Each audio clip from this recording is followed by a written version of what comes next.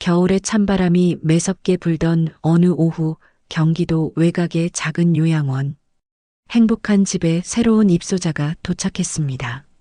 낡은 체크무늬 셔츠에 바지 한쪽 다리가 약간 올라가 보이는 허름한 옷차림의 노인이었죠.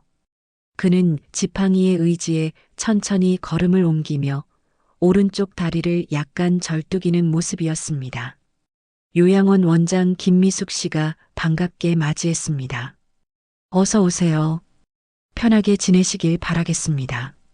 노인은 고개를 끄덕이며 조용한 목소리로 답했습니다. 감사합니다. 패 끼치지 않겠습니다. 다른 어르신들이 하나둘 로비로 나와 새로운 식구를 구경했습니다. 80세의 박할머니가 먼저 말을 걸었죠. 어르신, 성함이 어떻게 되세요? 노인은 잠시 망설이는 듯 하더니 이승만입니다. 올해 79세 고요라고 대답했습니다. 어디서 오셨어요? 다른 어르신이 물었습니다. 이승만 어르신은 간단하게 답했습니다. 목수일을 했었어요. 나중에는 막노동도 하고 공사장에서 다쳤습니다. 그의 오른쪽 다리를 가리키며 쓸쓸하게 웃었죠. 어르신들은 고개를 끄덕였습니다. 요양원에는 이런 분들이 많았거든요. 평생 몸을 써서 일하다가 다치거나 늙어서 혼자 살기 어려워진 분들이요. 힘드셨겠어요 라고 박할머니가 위로의 말을 건넸습니다. 이승만 어르신은 4인실 침대 하나를 배정받았습니다. 가져온 짐이라고는 낡은 보따리 하나가 전부였어요. 그 안에는 몇 벌의 옷가지와 오래된 라디오, 그리고 두툼한 서류 봉투 하나가 들어 있었습니다. 그는 서류 봉투를 침대 밑 깊숙이 밀어넣고는 다른 물건들을 정리하기 시작했습니다. 룸메이트인 최할아버지가 궁금한 듯 물었습니다. 목수일을 오래 하셨나 보네요? 네, 젊을 때부터 쭉. 이승만 어르신의 대답은 간단했지만 그의 손을 보면 정말 평생 일만 해온 것 같았습니다. 거칠고 굳은 살이 박인 손이었거든요. 저녁 식사 시간, 이승만 어르신은 조용히 구석자리에 앉아 식사를 했습니다. 다른 어르신들이 TV를 보며 수다를 떨 때도 그는 말없이 자신만의 시간을 가졌죠. 하지만 누군가 도움이 필요하면 먼저 나서는 모습을 보였습니다. 식사 후 산책 시간, 이승만 어르신은 요양원 정원을 천천히 걸었습니다. 절뚝이는 다리 때문에 보폭이 작았지만 그의 눈빛만큼은 또렷했어요.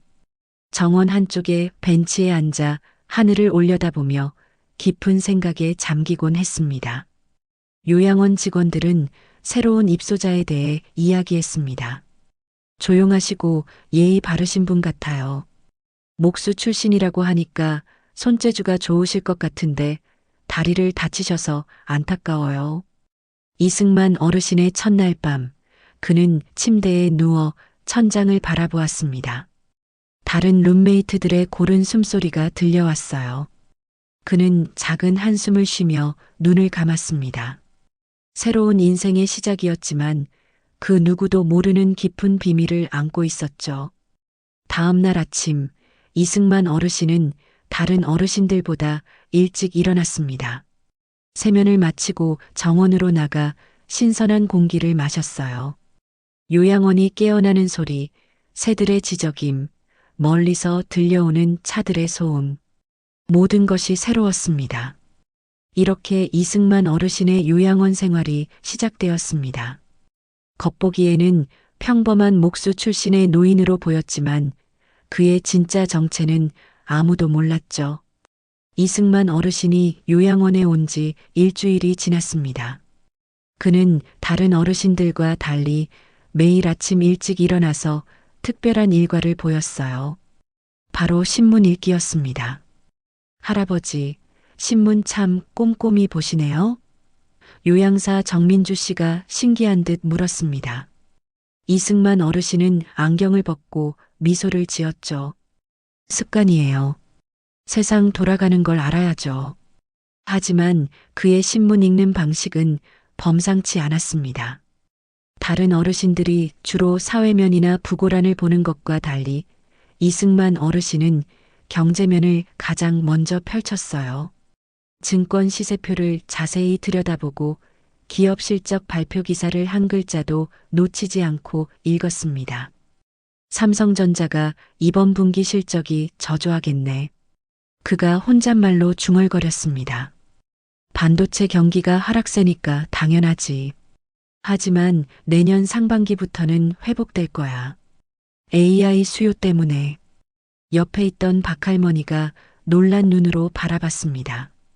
승만 씨, 경제를 참 잘 아시네요.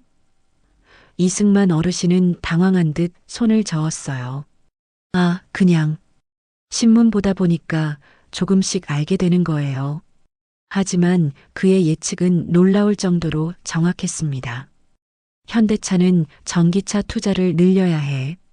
테슬라한테 계속 밀릴 거야. LG화학의 배터리 사업은 앞으로 10년은 탄탄할 거고. 이런 말들을 자연스럽게 내뱉었거든요. 점심시간 식당에서 뉴스가 나왔습니다. 한 대기업의 CEO가 경영권 분쟁으로 공경에 처했다는 내용이었어요. 다른 어르신들은 요즘 재벌들 참 하며 혀를 찼지만 이승만 어르신의 반응은 달랐습니다. 저 사람 결국 물러날 거야. 그가 조용히 말했습니다. 지분 구조를 보면 답이 나와. 2대 주주가 3대 주주와 손잡으면 끝이거든. 정민주 요양사가 깜짝 놀랐어요.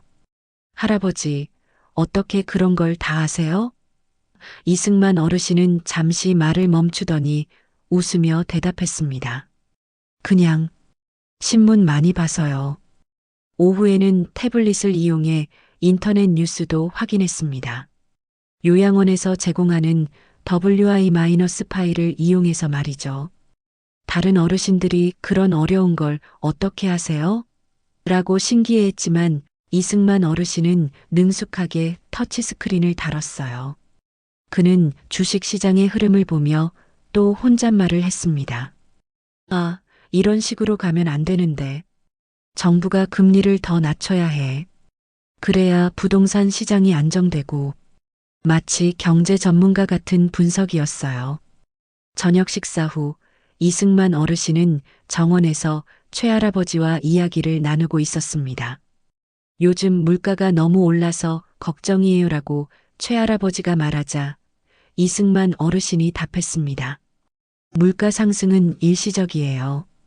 육아가 안정되고 공급망이 정상화되면 내년부터는 진정될 거예요. 다만 집값은 글쎄요, 좀 더 지켜봐야겠어요. 그의 분석은 마치 경제연구소 보고서를 듣는 것 같았습니다. 요양원 직원들 사이에서도 이승만 어르신에 대한 이야기가 오갔습니다. 저분 정말 신기해요. 목수였다고 하는데 경제를 너무 잘 아시더라고요. 혹시 예전에 다른 일도 하셨던 건 아닐까요? 하지만 이승만 어르신은 자신에 대해서는 많은 말을 하지 않았습니다. 그냥 관심이 많아서요라는 말만 반복했죠. 다만 그의 예측이 며칠 후 정확히 맞아떨어질 때마다 사람들의 궁금증은 더욱 커졌습니다. 밤늦은 시간, 이승만 어르신은 침대에 앉아 오래된 서류들을 꺼내 보곤 했습니다. 다른 룸메이트들이 잠든 사이 조용히 손전등을 켜고 무언가를 확인하는 모습이었어요. 그 서류들 안에는 과연 무엇이 들어있을까요? 이승만 어르신의 놀라운 경제 지식은 단순한 관심사가 아닌 것 같았습니다. 그의 정확한 예측과 전문적인 분석. 이승만 어르신이 요양원에 온 지 한 달이 지나면서 그의 또 다른 모습이 드러나기 시작했습니다. 바로 놀라운 손재주였어요. 어느 날 아침 식당에서 의자 하나가 삐걱거리며 흔들렸습니다. 앉으려던 김할머니가 어머, 이 의자 위험해라고 말했죠. 다른 어르신들은 원장님께 말씀드려야겠네라고 했지만 이승만 어르신은 조용히 일어나 의자를 살펴봤습니다. 잠깐만요. 그가 의자를 뒤집어서 다리 부분을 자세히 봤어요. 여기 나사가 헐거워졌네요. 고칠 수 있을 것 같은데. 요양원 직원에게 간단한 공구를 빌려달라고 했습니다. 10여 분 후 의자는 완전히 새 것처럼 튼튼해졌어요. 이승만 어르신의 능숙한 손놀림에 모든 사람들이 감탄했습니다. 역시 목수 출신이시네요. 박할머니가 박수를 쳤죠. 그 다음 주에는 더 큰 문제가 생겼습니다. 2층 화장실 문이 제대로 닫히지 않는 거예요. 문짝이 비뚤어져서 문틀에 걸리는 상황이었습니다. 수리기사를 불러야겠네요 라고 원장님이 걱정했지만 이승만 어르신이 나섰습니다. 제가 한번 봐도 될까요? 그는 무늬 경첩과 프레임을 꼼꼼히 살펴봤어요. 습기 때문에 나무가 팽창한 것 같네요. 조금만 깎아내면 될 것 같은데. 놀랍게도 그는 간단한 도구만으로 문제를 해결했습니다. 나무를 정교하게 깎아내고 경첩을 조정해서 문이 완벽하게 열리고 닫히도록 만들었어요. 마치 전문 목수의 솜씨였죠. 할아버지 정말 대단하세요. 젊은 요양사 이지은 씨가 감탄했습니다. 이승만 어르신은 겸손하게 웃으며 대답했어요. 평생 해온 일이라 몸이 기억하나 봐요. 그런데 며칠 후 더 놀라운 일이 벌어졌습니다. 요양원 로비의 전기가 갑자기 나간 거예요. 한쪽 구역만 정전이 되어서 직원들이 당황하고 있었습니다. 전기기사를 불러야겠어요 라고 원장님이 말했을 때 이승만 어르신이 조용히 다가왔습니다. 제가 한번 봐도 될까요? 그의 제안에 직원들은 놀랐어요. 할아버지, 전기는 위험해요. 하지만 이승만 어르신은 자신있게 말했습니다. 조금은 알아요. 건설 현장에서 배웠거든요. 그는 전기 패널을 열고 차단기들을 하나씩 확인했습니다. 그의 손놀림은 놀라울 정도로 전문적이었어요. 여기네요. 이 회로에 과부하가 걸렸네요. 몇 번의 조작 후 전기가 다시 들어왔습니다. 할아버지, 정말 대단하세요. 전기까지 아시다니. 직원들이 연신 감탄했지만 이승만 어르신은 담담했습니다. 건설 현장에서는 이런저런 일을 다 해야 해요. 자연스럽게 배우게 되죠. 이후로 요양원에서 작은 고장이 생기면 모든 사람들이 이승만 어르신을 찾았습니다. 샤워실 수도꼭지, 식당 냉장고, 심지어 TV 안테나까지. 그는 모든 것을 척척 고쳤어요. 다른 어르신들은 그를 만능 수리공이라고 부르며 존경했습니다. 승만 씨 덕분에 우리가 편하게 살고 있어요. 정말 고마운 분이에요. 하지만 이승만 어르신의 실력은 단순한 목수나 막노동자의 수준을 넘어섰습니다. 그의 전기 지식, 정밀한 측정 능력, 체계적인 문제 해결 방식. 이 모든 것이 어디서 나온 걸까요? 어느 날 저녁 요양원 원장 김미숙 씨가 이승만 어르신에게 조심스럽게 물었습니다. 할아버지, 정말 목수만 하셨던 건가요? 너무 많은 걸 아시는 것 같아서. 이승만 어르신은 잠시 망설이더니 웃으며 대답했어요. 젊을 때 여기저기서 일을 많이 해봤어요. 배우려고 노력했거든요. 하지만 그의 눈빛에는 뭔가 더 깊은 이야기가 숨어 있는 것 같았습니다. 밤이 되어 다른 어르신들이 모두 잠든 후 이승만 어르신은 창밖을 바라보며 깊은 생각에 잠겼습니다. 그의 거칠어 보이는 손을 자세히 보면 단순히 막노동만 한 손이 아님을 알 수 있었어요. 섬세함과 정교함이 배어 있는 손이었죠. 이승만 어르신이 요양원에 온 지 2달째 되던 어느 화요일 오후 요양원 앞에 평소와는 다른 차 한 대가 나타났습니다. 검은색 제네시스 지구10, 번호판도 특별해 보이는 고급 승용차였어요. 요양원 로비에서 신문을 읽고 있던 박할머니가 먼저 발견했습니다. 어머, 저런 좋은 차가 왜 여기에? 다른 어르신들도 하나둘 창가로 모여들었어요. 차에서 내린 사람은 50대 중반쯤 되어 보이는 남성이었습니다. 깔끔한 네이비 정장에 고급 시계를 찬 모습, 그리고 카리스마 있는 인상이었어요. 그는 차에서 내려 요양원 건물을 천천히 둘러보았습니다. 누구지? 혹시 새로운 입소자 가족인가? 최할아버지가 궁금해했어요. 하지만 그 남성은 요양원 안으로 들어오지 않았습니다. 대신 건물 외벽을 따라 천천히 걸으며 창문들을 하나씩 살펴보는 것 같았어요. 그때 이승만 어르신이 2층 복도에서 내려오고 있었습니다. 계단 창문 너머로 그 남성의 모습이 보였죠. 이승만 어르신의 발걸음이 갑자기 멈췄습니다. 그의 얼굴에 놀람과 당황스러운 표정이 스쳤어요. 재빨리 창문에서 몸을 숨긴 이승만 어르신은 살짝 커튼 사이로 그 남성을 지켜봤습니다.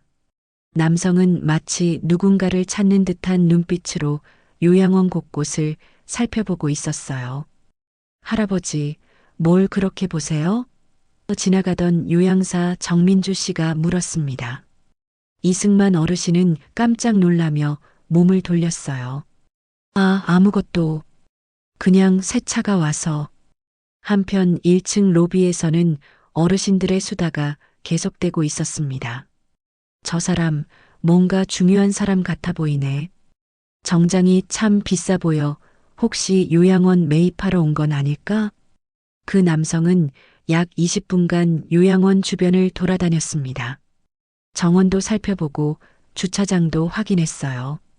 마치 이곳의 모든 것을 파악하려는 것처럼 보였죠. 그러다가 잠시 요양원 정문 앞에 서서 망설이는 듯한 모습을 보였습니다. 직원들도 궁금해서 원장실 창문으로 내다보고 있었어요.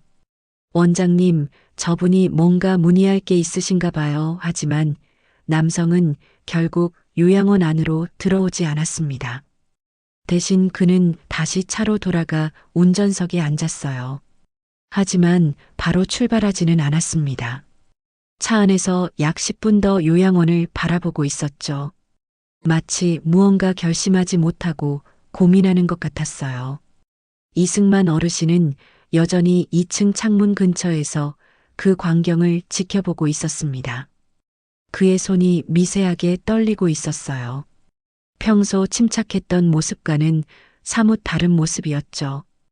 드디어 그 남성이 차를 출발시켰습니다. 검은 제네시스는 천천히 요양원을 떠나 큰 길로 사라져갔어요. 로비의 어르신들은 아쉬운 듯 그냥 간에 모였을까? 라며 중얼거렸습니다. 이승만 어르신은 한참 후에야 창문에서 떨어져 나왔습니다. 그의 얼굴에는 복잡한 감정이 교차하고 있었어요. 걱정, 그리움, 그리고 어떤 두려움까지. 저녁 식사 시간에도 그 차 이야기는 계속되었습니다. 정말 누구였을까? 혹시 유명한 사람이었나? 하지만 이승만 어르신만은 조용히 식사를 하며 대화에 참여하지 않았어요. 승만 씨, 괜찮으세요? 오늘 좀 안 좋아 보이시는데. 박할머니가 걱정스럽게 물었습니다. 이승만 어르신은 고개를 들고 억지로 웃어 보였어요. 네, 괜찮습니다. 그냥 좀 피곤해서. 그날 밤 이승만 어르신은 잠들지 못하고 뒤척였습니다. 다른 룸메이트들의 코 고는 소리 사이에서 그는 천장을 바라보며 깊은 생각에 잠겼어요. 오늘 나타난 그 남성은 도대체 누구였을까요? 다음 날 아침 이승만 어르신은 평소보다 더 일찍 일어나 정원으로 나갔습니다. 혹시 그 차가 다시 올까봐 주변을 살펴보는 것 같았어요. 하지만 다행히 아무도 나타나지 않았습니다. 며칠 후 요양원에서는 정기적인 방 청소가 있었습니다. 매월 한 번씩 직원들이 각 방을 깨끗이 치우고 정리하는 날이었어요. 이승만 어르신도 다른 어르신들처럼 짐을 임시로 정리해야 했습니다. 할아버지, 침대 밑에 있는 물건들도 잠시 꺼내주세요. 요양사 이지은 씨가 정중하게 요청했습니다. 이승만 어르신은 잠시 망설이더니 고개를 끄덕였어요. 그는 침대 밑에서 몇 가지 물건들을 꺼냈습니다. 오래된 라디오, 옷가지가 담긴 보따리, 그리고 그 두툼한 서류 봉투였어요. 서류 봉투를 꺼낼 때 그의 손이 조심스러웠습니다. 그런데 봉투를 옮기는 과정에서 실수가 일어났어요. 봉투의 끈이 헐거워져서 일부 서류들이 바닥에 흩어진 거죠. 아, 이승만 어르신이 당황하며 서둘러 서류들을 주우려 했지만 이지은 씨가 먼저 도와주었습니다. 할아버지, 제가 도와드릴게요. 그녀가 서류들을 주워 모으려는 순간 한 장의 오래된 흑백 사진이 눈에 띄었어요. 사진 속에는 젊은 남성이 정장을 입고 많은 사람들 앞에서 연설하는 모습이 담겨 있었습니다. 이지은 씨는 깜짝 놀랐어요. 사진 속의 젊은 남성이 이승만 어르신과 너무 닮아 있었거든요. 아니, 정확히 말하면 젊은 시절의 이승만 어르신 같았습니다. 할아버지, 이 사진이? 아, 그거. 옛날 사진이에요. 이승만 어르신이 급하게 사진을 가져가며 말했습니다. 하지만 이지은 씨는 사진을 자세히 봤어요. 배경에 있는 현수막에 그룹 창립 기념식이라는 글자가 희미하게 보였거든요. 할아버지, 혹시 이 사진이? 이지은 씨가 조심스럽게 물으려 했지만 이승만 어르신은 서둘러 모든 서류를 봉투에 넣었습니다. 그냥 오래된 사진이에요. 별거 아닙니다. 하지만 바닥에는 또 다른 서류 한 장이 남아 있었어요. 이지은 씨가 그것을 집으려는 순간 그녀의 눈이 커졌습니다. 그 서류 맨 위에는 이승만 회장이라는 글자가 적혀 있었거든요. 그리고 어떤 대기업의 로고도 함께요. 할아버지, 이지은 씨의 목소리가 떨렸습니다. 이승만 어르신은 그 서류를 보더니 얼굴이 창백해졌어요. 그건 그냥, 혹시 할아버지가? 이지은 씨는 말을 끝내지 못했습니다. 너무나 충격적인 발견이었거든요. 평소 목수 출신이라고 했던 이승만 어르신이 회장이라니요? 이승만 어르신은 한참을 망설이다가 작은 목소리로 말했습니다. 부탁이에요. 다른 사람들한테는 말하지 말아주세요. 그의 눈빛에는 간절함이 담겨 있었어요. 하지만 할아버지, 이게 진짜라면 이지은 씨는 여전히 믿을 수 없다는 표정이었습니다. 검은 흑백 사진들을 다시 들여다보니 신문에서 본 듯한 장면들이 많았어요. 기공식, 중공식, 각종 경제 행사들. 네, 맞습니다. 이승만 어르신이 깊은 한숨을 쉬며 인정했어요. 하지만 그건 아주 오래전 일이에요. 지금은 그냥 평범한 노인일 뿐입니다. 이지은 씨는 다른 서류들도 보게 되었어요. 주식 관련 서류들, 부동산 등기부등본, 그리고 각종 계약서들. 모든 것이 이승만 어르신의 진짜 정체를 증명하고 있었습니다. 그럼 할아버지가 경제를 그렇게 잘 아시는 이유가? 네, 그렇습니다. 이승만 어르신이 쓸쓸하게 웃었어요. 하지만 이제는 모두 과거 일이에요. 제발 다른 분들한테는. 알겠습니다. 이지은 씨가 고개를 끄덕였어요. 비밀로 하겠습니다. 하지만 궁금한 게 너무 많아요. 왜 여기에? 언젠가는 말씀드릴 날이 올 거예요. 이승만 어르신이 서류들을 다시 정리하며 말했습니다. 하지만 지금은 아직 시간이 필요해요. 그날 이후 이지은 씨는 이승만 어르신을 보는 눈이 완전히 달라졌습니다. 평범해 보이던 모든 행동들이 다르게 느껴졌어요. 신문 읽는 모습, 경제 분석, 뛰어난 손재주. 모든 것이 이제 이해가 되었죠. 며칠 전 나타났던 그 고급차의 주인도 이제 짐작이 갔습니다. 아마도 이승만 어르신과 관련된 사람이었을 거예요. 가족이거나 아니면 회사 관계자이거나. 하지만 이지은 씨는 약속을 지켰습니다. 다른 직원들이나 어르신들에게는 이 사실을 알리지 않았어요. 대신 이승만 어르신을 더욱 따뜻하게 대했죠. 그날 밤 이승만 어르신은 오랫동안 잠들지 못했습니다. 자신의 비밀이 한 사람에게나마 알려졌다는 사실이 복잡한 감정을 불러일으켰어요. 안도감과 동시에 불안감도 느꼈죠. 이승만 어르신의 비밀을 알게 된 지 한 달 후 요양원에 큰 위기가 닥쳤습니다. 어느 날 아침 원장 김미숙 씨의 표정이 어두웠어요. 직원 회의를 긴급히 소집한 그녀는 충격적인 소식을 전했습니다. 여러분, 어려운 말씀을 드려야겠습니다. 김 원장의 목소리가 떨렸어요. 요양원 운영이 더 이상 어려울 것 같습니다. 재정 상황이 너무 악화되어서 직원들은 모두 충격에 빠졌습니다. 원장님, 갑자기 무슨, 설마 폐업하시려는 건 아니죠? 하지만 김 원장의 표정은 심각했어요. 정부 지원금이 삭감되고 입소자도 줄고 있어요. 게다가 건물 수리비까지 많이 들어가서 다음 달까지 해결책을 찾지 못하면 문을 닫아야 할 수도 있습니다. 이 소식은 곧 어르신들에게도 전해졌습니다. 로비에 모인 어르신들의 얼굴에는 걱정이 가득했어요. 우리는 어디로 가야 하나? 다른 요양원은 너무 비싸던데. 불안한 목소리들이 여기저기서 들려왔습니다. 박할머니가 눈물을 글썽이며 말했어요. 여기가 내 마지막 집인 줄 알았는데 이제 또 어디로 가야 하나? 다른 어르신들도 모두 같은 심정이었습니다. 이곳이 정말 편안한 보금자리였거든요. 직원들도 마찬가지였어요.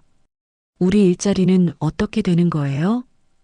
다른 요양원은 이미 인원이 다 찰 텐데. 모든 사람들이 막막함을 느끼고 있었습니다. 이승만 어르신은 구석에 앉아 이 모든 상황을 지켜보고 있었어요.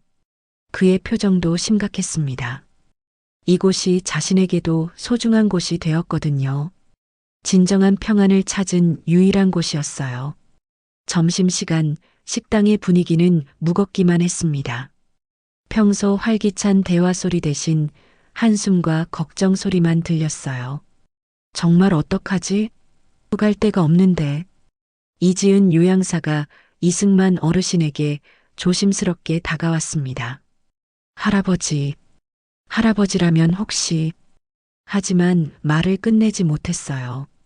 함부로 도움을 요청할 수는 없었거든요.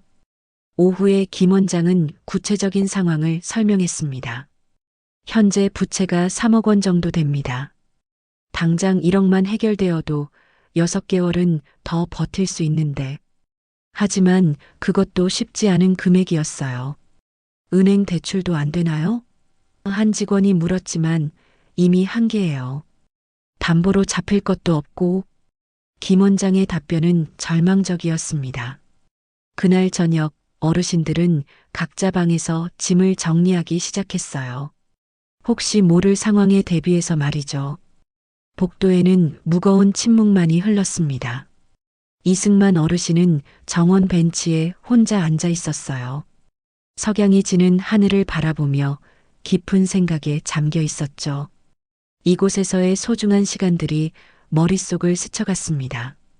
다른 어르신들과의 따뜻한 대화, 직원들의 친절함, 그리고 진정한 평화. 한참 후 그는 결심한 듯 일어났습니다. 천천히 원장실을 향해 걸어갔어요. 문을 두드리자 들어오세요라는 목소리가 들렸습니다. 김 원장은 서류를 정리하며 한숨을 쉬고 있었어요. 이승만 어르신을 보자 억지로 웃음을 지어 보였습니다. 어르신, 무슨 일이세요? 원장님. 이승만 어르신의 목소리는 조용했지만 진지했어요. 혹시 제가 도와줄 수 있는 일은 없을까요? 어르신, 마음만으로도 고마워요. 하지만 이건 너무 큰 문제라. 김 원장이 고개를 저었지만 이승만 어르신은 계속 말했습니다. 제가 조금이나마 도움이 될 수 있을 것 같은데요. 그의 눈빛에는 확신이 담겨 있었어요. 한번 상황을 자세히 들어볼 수 있을까요? 김 원장은 의외라는 표정을 지었어요. 하지만 이승만 어르신의 진지한 표정을 보고는 천천히 상황을 설명하기 시작했습니다. 부채 규모, 월 운영비, 수입 구조. 이승만 어르신은 꼼꼼히 들으며 때때로 질문을 했어요. 월 평균 입소자 수는? 정부 지원금 비율은? 그의 질문들은 놀라울 정도로 전문적이었습니다. 어르신이 이런 것까지 아시다니.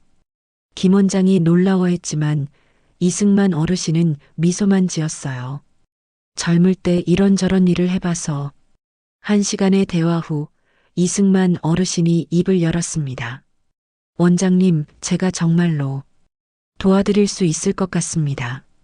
그의 목소리에는 이상한 확신이 담겨 있었어요. 김 원장과의 대화를 마친 다음 날 이승만 어르신은 평소와 다른 모습을 보였습니다. 이른 아침부터 일어나 정원에서 누군가에게 전화를 걸고 있었어요. 다른 어르신들이 일어나기 전 조용한 시간을 택한 것 같았습니다. 네, 김 부장. 오랜만입니다. 네, 저 이승만입니다. 그의 목소리는 평소보다 권위가 있어 보였어요. 한 가지 부탁이 있어서 연락드렸습니다. 전화 통화를 마친 후 이승만 어르신은 김 원장을 다시 찾아갔습니다. 원장실에서 둘만의 대화가 시작되었어요. 원장님, 어제 말씀드린 것 정말로 도와드릴 수 있을 것 같습니다. 이승만 어르신의 표정은 진지했어요. 하지만 그 전에 먼저 말씀드려야 할 것이 있습니다. 김 원장은 궁금한 표정으로 그를 바라봤어요. 무슨 말씀이세요? 이승만 어르신은 깊은 숨을 들이쉬었습니다. 저는 사실 목수가 아닙니다. 그의 고백이 시작되었어요. 제 본명은 이승만이 맞지만 저는 대성그룹의 창업주였습니다. 김 원장의 눈이 커졌어요. 대성그룹이요? 그 유명한? 네, 맞습니다. 이승만 어르신이 고개를 끄덕였어요. 지금은 아들이 경영하고 있지만 제가 40년 전에 세운 회사입니다. 하지만 어떻게? 김 원장은 말을 잇지 못했어요. 너무나 충격적인 고백이었거든요. 그럼 왜 여기에?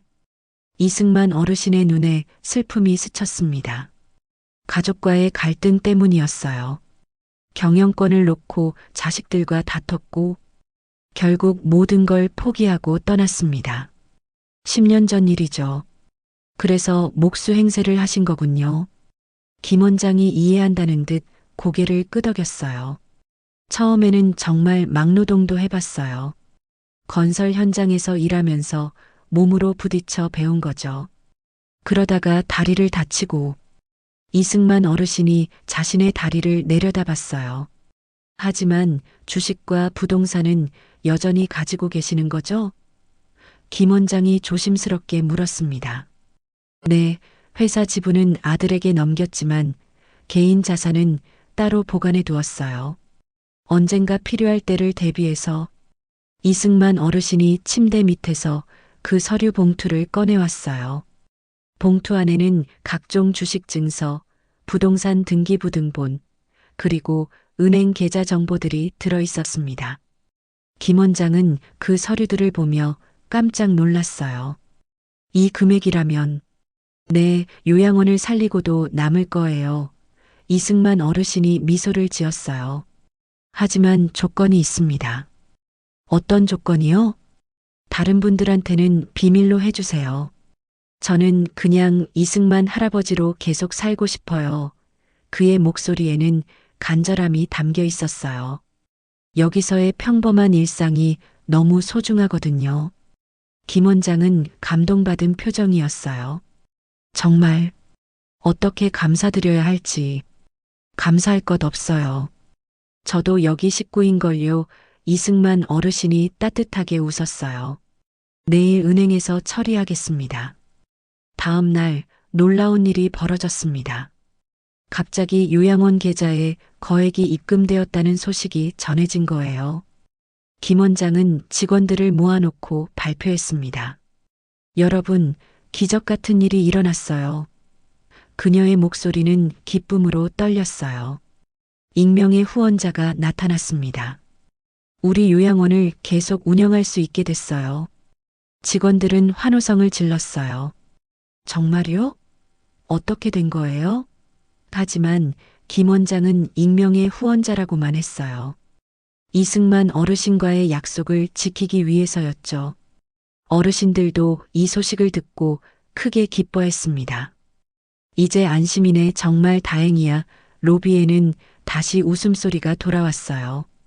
그런데 며칠 후 이 일이 언론에 알려졌습니다.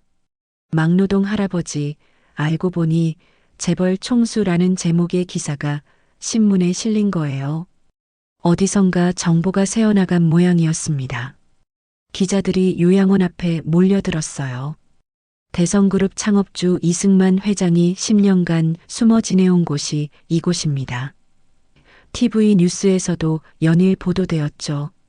이승만 어르신은 더 이상 숨을 수 없게 되었습니다. 다른 어르신들도 이제 그의 정체를 알게 되었어요. 우리 승만 씨가 재벌이었다고? 믿을 수가 없네. 하지만 놀랍게도 어르신들의 반응은 따뜻했습니다. 그래도 우리에게는 그냥 승만 씨야, 돈이 많건 적건 상관없어. 진정한 우정은 신분을 가리지 않았어요. 이승만 어르신은 감동받았습니다. 이곳에서 만난 사람들이 진정으로 자신을 있는 그대로 받아들여 주었거든요. 돈이 아닌 사람 자체를 봐준 것이죠. 이승만 어르신의 정체가 언론에 공개된 지 사흘 후 요양원 앞에는 또 다른 고급차들이 나타났습니다. 이번에는 한 대가 아니라 세 대의 검은색 차량이었어요. 며칠 전 왔던 그 차도 포함되어 있었죠. 차에서 내린 사람들을 보고 요양원 직원들은 놀랐습니다. 40대 후반의 남성, 30대 후반의 여성, 그리고 20대 후반의 젊은 남성. 모두 고급스러운 옷차림에 이승만 어르신과 닮은 면이 있었어요. 로비에 있던 박할머니가 중얼거렸습니다. 저 사람들, 승만 씨 가족 아닐까? 다른 어르신들도 궁금한 눈빛으로 바라봤어요. 그때 이승만 어르신이 2층에서 내려오고 있었습니다. 로비에 선 세 사람을 보자 그의 발걸음이 멈췄어요. 10년 만에 보는 자신의 자녀들이었거든요. 아버지, 맏아들 이준호가 먼저 입을 열었습니다. 그의 목소리는 떨리고 있었어요. 정말 여기 계셨군요. 딸 이미연의 눈에는 이미 눈물이 고여 있었습니다. 아버지, 우리가 얼마나 찾았는데요. 그녀의 목소리가 메었어요.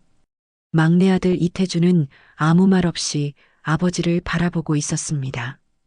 복잡한 감정이 그의 얼굴에 교차하고 있었죠. 이승만 어르신은 한참을 그들을 바라보았습니다. 그리고 천천히 계단을 내려왔어요. 너희들이 어떻게 여기를? 뉴스를 봤어요. 준호가 말했습니다. 아버지가 10년 동안 이런 곳에서 혼자. 그도 울먹이는 목소리였어요.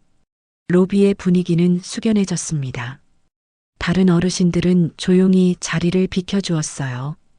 가족의 재회 장면이 너무나 감동적이었거든요. 아버지, 죄송해요. 미연이 먼저 무릎을 꿇었습니다. 우리가 너무 어리석었어요. 돈 때문에, 회사 때문에.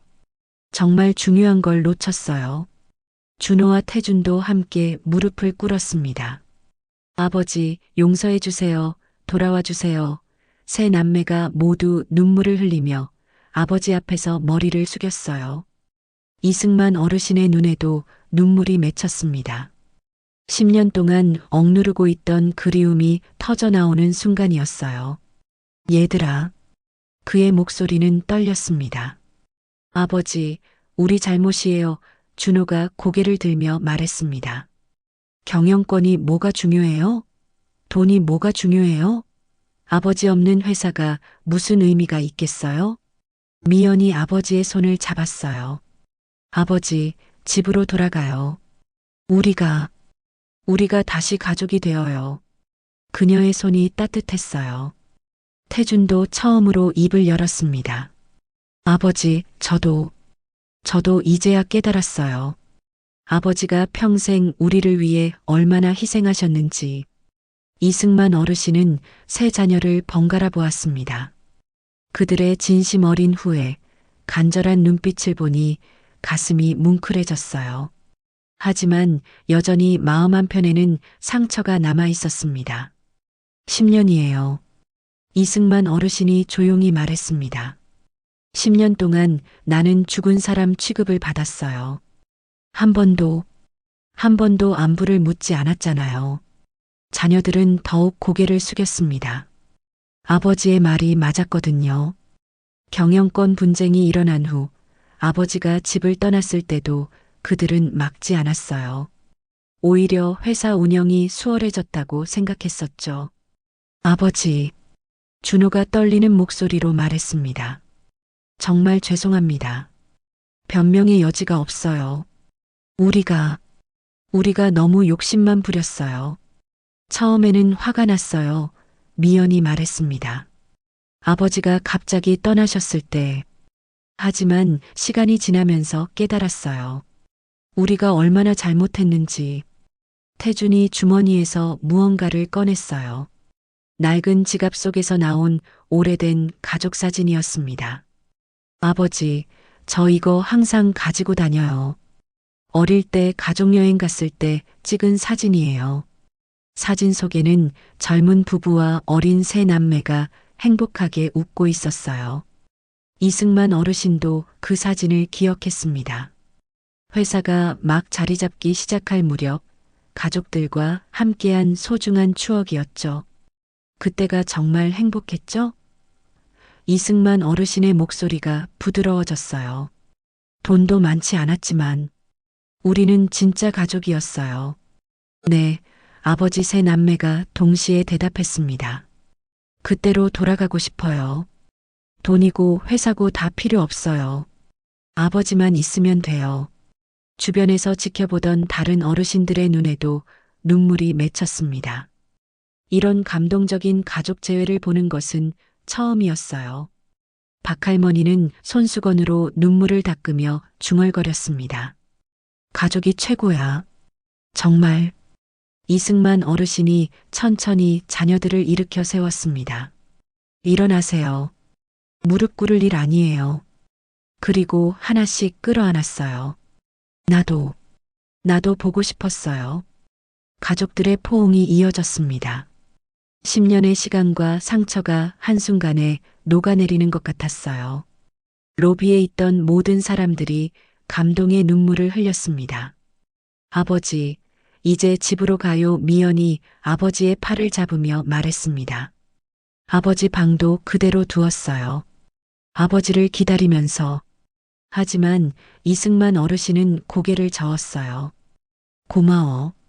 하지만 나는 여기 있을래. 네. 자녀들이 놀란 표정을 지었습니다. 왜요? 이제 모든 게 해결됐는데. 이승만 어르신이 주변을 둘러보았습니다. 자신을 따뜻하게 바라보는 어르신들, 그리고 친절한 직원들. 이곳이 이제 내 집이야. 이분들이 내 가족이고. 박할머니가 앞으로 나왔습니다. 승만 씨 가족들이 찾아왔는데. 하지만 이승만 어르신은 웃으며 대답했어요. 할머니도 내 가족이에요. 여기 계신 모든 분들이. 아버지, 준호가 이해할 수 없다는 표정이었어요. 너희들을 다시 만난 건 정말 기뻐. 이승만 어르신이 말했습니다. 하지만 나는 여기서 평범하게 살고 싶어. 더 이상 회장도 재벌도 아니야. 그냥 이승만 할아버지로 살고 싶어. 자녀들은 아버지의 진심을 느꼈습니다. 10년 동안 찾던 것이 바로 이런 평범한 행복이었구나. 그럼 우리가 자주 찾아뵐게요. 미연이 말했어요. 그래, 그렇게 하자. 이승만 어르신이 환하게 웃었어요. 이제 진짜 가족이 되는 거야. 돈이 아니라 사랑으로. 태준이 물었습니다.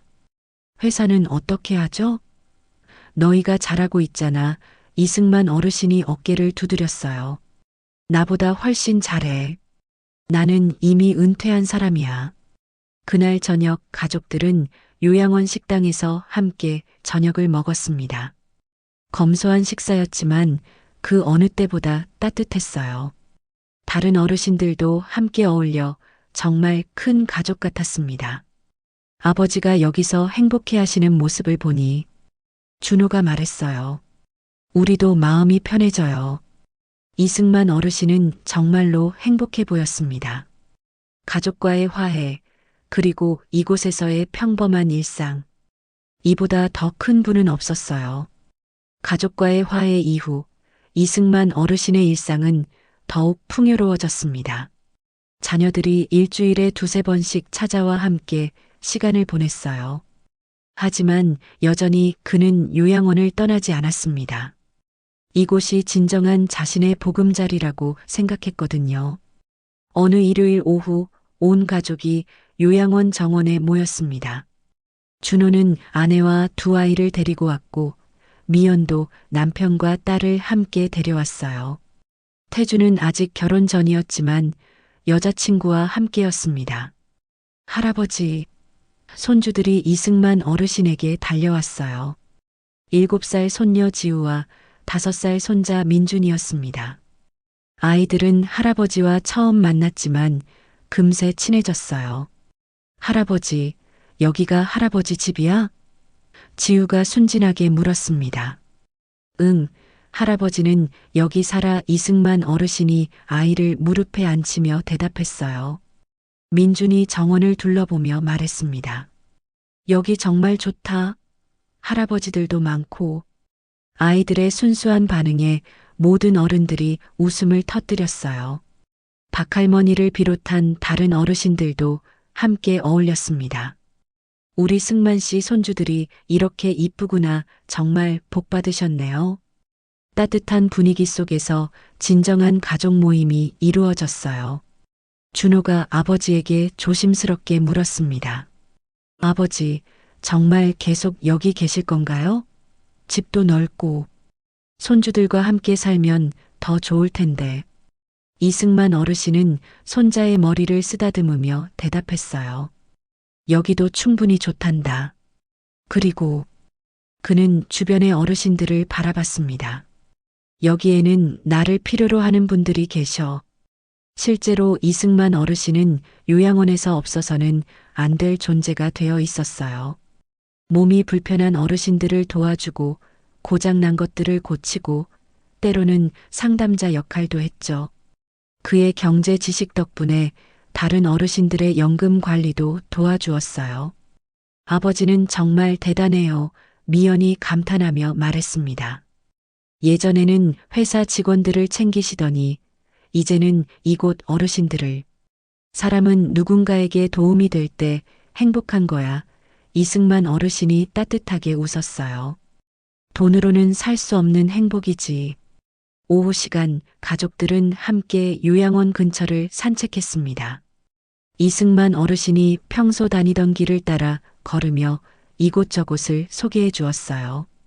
저기 벤치에서 매일 신문을 읽어 저 꽃밭은 내가 가꾸고 있어. 태준이 물었습니다. 아버지, 후회하지 않으세요? 예전 생활이 그리웠을 텐데. 처음에는 그랬지. 이승만 어르신이 솔직하게 대답했어요. 하지만 이제는 이전 생활이 정말 행복했는지 의문이 들어. 항상 바빴고 스트레스 받고 가족과 시간도 없었고. 그러게요. 준호가 고개를 끄덕였어요. 우리도 아버지와 제대로 대화해 본 적이 언제였는지. 지금이라도 늦지 않았어. 이승만 어르신이 아들의 어깨에 손을 올렸어요. 이제부터 진짜 가족이 되는 거야. 저녁 식사는 요양원 식당에서 했습니다. 평소보다 풍성한 상차림이었어요. 김 원장이 특별히 준비해 준 것이었죠. 대가족이 한자리에 모인 모습이 정말 아름다웠습니다. 건배. 이승만 어르신이 물잔을 들었어요. 우리 가족의 새로운 시작을 위해. 모든 사람들이 잔을 부딪혔습니다. 아이들도 주스로 함께 건배했어요. 식사 후 이승만 어르신은 가족들에게 특별한 이야기를 했습니다. 너희들에게 하고 싶은 말이 있어. 모든 사람들이 집중했어요. 나는 평생 성공이 무엇인지 잘못 알고 있었어. 그의 목소리는 진지했습니다. 돈을 많이 벌고 큰 회사를 만드는 게 성공이라고 생각했지. 하지만 그게 아니더라. 그럼 진짜 성공은 뭐예요? 지우가 천진하게 물었어요. 이승만 어르신이 손녀를 바라보며 웃었습니다. 지우야, 진짜 성공은 사랑받고 사랑하는 거야. 누군가에게 도움이 되고 함께 행복해하는 거지. 준호가 감동받은 표정으로 말했습니다. 아버지, 우리가 많이 배워야겠어요. 회사도 그렇게 경영해야 해. 이승만 어르신이 조언했어요. 직원들을 가족처럼 생각하고 사회에 도움이 되는 일을 하고 그게 진짜 성공이야. 그날 밤 가족들이 돌아간 후 이승만 어르신은 정원에 혼자 앉아 있었어요. 별이 쏟아지는 하늘을 바라보며 감사한 마음을 느꼈습니다. 가족과의 화해, 새로운 친구들, 그리고 진정한 행복의 의미. 할아버지, 안 주무세요? 밤 산책을 나온 최할아버지가 다가왔어요. 별이 너무 예뻐서요. 이승만 어르신이 대답했어요. 마음이 너무 편해서 잠이 안 와요. 좋으시겠어요. 가족들과 화해하시고 최할아버지도 벤치에 앉았어요. 저만 좋은 게 아니에요. 이승만 어르신이 미소 지었어요. 여기 계신 모든 분들이 제 가족이에요. 정말 감사해요. 계절이 바뀌어 따뜻한 봄이 찾아왔습니다. 이승만 어르신이 요양원에 온 지 벌써 1년이 지났어요. 이제 그는 이곳의 터줏대감이 되어 새로 오시는 어르신들을 따뜻하게 맞이하는 역할도 하고 있었습니다. 오늘도 그는 평소처럼 이른 아침 정원에서 신문을 읽고 있었어요. 하지만 예전처럼 경제면만 보지는 않았습니다. 사회면의 따뜻한 소식들, 문화면의 감동적인 이야기들도 함께 읽었어요. 관심사가 훨씬 넓어진 것이죠. 할아버지, 오늘도 일찍 일어나셨네요? 새로 온 김할아버지가 다가왔습니다. 80세의 전직 교사셨는데 한 달 전에 입소하신 분이에요. 네, 습관이에요. 이승만 어르신이 미소 지으며 자리를 넓혀드렸어요. 김 선생님도 앉으세요. 함께 보시죠. 요양원의 하루가 시작되었습니다. 이승만 어르신은 몸이 불편한 어르신들의 휠체어를 밀어드리고 식사 도우미 역할도 했어요. 누군가 도움이 필요하면 언제든 달려가는 모습이었죠. 승만 씨 덕분에 우리가 편해요. 박할머니가 고마워했습니다. 정말 고마워요. 뭐려, 당연한 거죠. 이승만 어르신이 겸손하게 답했어요. 서로 도우며 사는 게 가족 아니겠어요? 점심시간 후 그에게 특별한 방문자가 찾아왔습니다. 20대 초반의 젊은 여성이었는데 대학생 같아 보였어요. 안녕하세요. 혹시 이승만 할아버지 계세요? 네, 제가 이승만입니다. 그가 친절하게 대답했어요. 누구시죠? 저는 경영학과 4학년 박소영이에요. 젊은 여성이 정중하게 인사했습니다. 할아버지에 대해 레포트를 쓰고 있어요. 인터뷰를 부탁드리고 싶어서. 이승만 어르신은 당황스러웠지만 거절하지 않았어요. 레포트요? 나 같은 늙은이가 도움이 될까요? 물론이에요. 소영의 눈이 반짝였어요. 진정한 성공의 의미에 대해 배우고 싶어요. 할아버지만큼 좋은 사례가 없을 것 같은데요. 정원 벤치에서 인터뷰가 시작되었습니다. 할아버지, 재벌 총수에서 요양원 생활까지 어떤 기분이세요? 이승만 어르신은 잠시 생각하더니 천천히 대답했어요. 처음에는 모든 걸 잃었다고 생각했어요. 돈도 권력도 명예도. 하지만 지금은 더 많은 걸 얻었다고 느껴요. 더 많은 것을 얻으셨다고요? 네, 그의 목소리가 따뜻해졌어요. 진정한 가족을 얻었고, 참된 친구들을 만났고, 무엇보다 진짜 행복이 무엇인지 알게 됐어요. 소영이 열심히 메모하며 물었습니다. 그럼 젊은이들에게 해주고 싶은 말씀이 있으신가요? 이승만 어르신은 요양원을 둘러보았습니다. 오후 햇살 속에서 평화롭게 시간을 보내는 어르신들, 친절하게 돌봐주는 직원들, 그리고 이 모든 것을 가능하게 한 따뜻한 마음들. 성공을 꿈꾸는 것은 좋아요. 그가 말을 이어갔어요. 하지만 진짜 성공이 무엇인지 잊지 마세요. 돈을 많이 버는 게 성공이 아니에요. 사람들에게 사랑받고 누군가에게 도움이 되고 진정한 행복을 느끼는 것. 그게 진짜 성공이에요. 와, 소영이 감동받은 표정이었어요. 정말 깊은 말씀이네요. 그때 준호와 미연이 찾아왔습니다.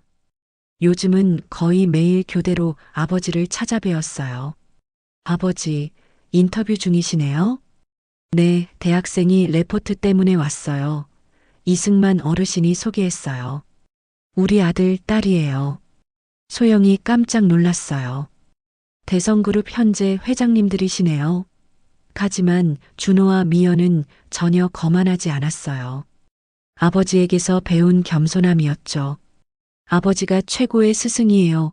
미연이 말했어요. 요즘 회사도 예전과 다르게 운영하고 있어요. 직원들을 가족처럼 생각하고 사회 공헌도 많이 늘렸고요. 정말 많이 바뀌었어요. 준호가 덧붙였어요. 아버지께서 진정한 경영의 의미를 가르쳐 주셨거든요. 인터뷰를 마친 후 소영이 인사했습니다.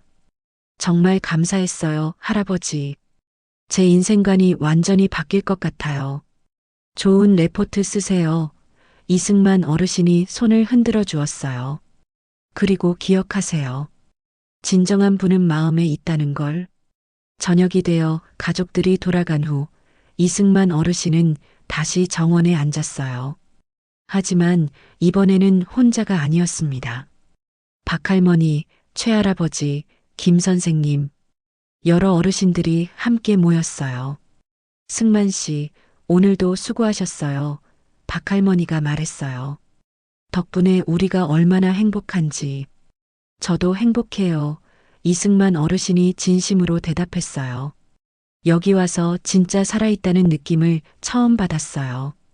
어르신들은 서로의 하루 이야기를 나누며 따뜻한 시간을 보냈습니다. 멀리서 요양원을 바라보는 석양이 정말 아름다웠어요. 참 신기해. 최할아버지가 중얼거렸어요. 돈이 없어도 이렇게 행복할 수 있다니. 돈이 행복을 주는 게 아니에요. 이승만 어르신이 웃으며 말했어요. 사람이 행복을 주는 거죠. 사랑이 행복을 주는 거고요. 그날 밤 이승만 어르신은 일기를 썼습니다. 요양원에 온 후 시작한 새로운 습관이었어요. 오늘도 감사한 하루였다. 새로운 사람을 만났고 가족들이 찾아왔고 친구들과 좋은 시간을 보냈다. 예전에는 이런 소소한 일상이 얼마나 소중한지 몰랐다. 이제야 안다. 진정한 분은 관계 속에 있다는 것을, 사랑 속에 있다는 것을. 창밖으로 별이 쏟아지고 있었습니다. 이승만 어르신은 만족스러운 미소를 지으며 눈을 감았어요. 내일도 또 다른 소중한 하루가 기다리고 있을 것이라는 기대감을 안고요. 세상 모든 사람들이 이 이야기를 통해 깨달을 수 있었으면 좋겠습니다. 진정한 성공은 돈이나 명예가 아니라 사람과 사람 사이의 따뜻한 마음, 진심 어린 사랑에 있다는 것을요. 여러분도 오늘 하루 가족에게, 친구에게, 주변 사람들에게 조금 더 관심을 가져보세요. 그것이 바로 가장 큰 불을 쌓는 일일 테니까요. 이 감동적인 이야기가 여러분의 마음에 작은 변화를 가져다 주었기를 바랍니다. 구독과 좋아요로 더 많은 사람들과 이 의미 있는 메시지를 함께 나눠주세요.